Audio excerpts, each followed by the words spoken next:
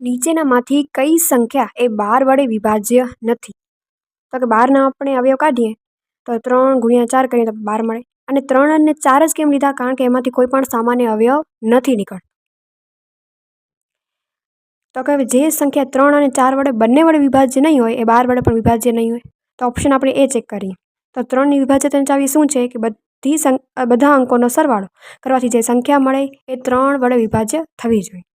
તો 2 + 1 + 6 18 મળે. તો કે હા, તો કે 3 વડે આપણે એને ભાગી શકીએ. તો કે આ સંખ્યા 3 વડે વિભાજ્ય થશે. પછી છે કે 4. તો 4 માટે છેલ્લી બે અંક જે હોય એ 4 વડે વિભાજ્ય થવો જોઈએ. તો કે 96 છે 4 વડે, આપણે 96ને આપણે 4 વડે ભાગી શકીએ તો એ પણ નંબર થશે 4 માટે પણ. હવે જે બીજો ઓપ્શન છે હવે એ ચેક કરીએ. એટલે બધા અંકોનો સરવાળો કરીએ. 9 + 6 + 5 + 2. આનો આન્સર આવશે 22. તો કે 22ને આપણે 3 વડે ભાગી શકીએ? તો કે નહીં. તો કે અહીંયા એ રૂલ મતલબ ફોલો નથી થતો. તો આપણે આ જે સંખ્યા છે એ 3 વડે વિભાજ્ય નથી, તો 12 વડે પણ વિભાજ્ય નહીં થાય. તો બીજા આપણને ઓપ્શન ચેક કરવાની જરૂર નથી. આપણને અહીંયાથી ડાયરેક્ટ આન્સર મળી જાય છે. તો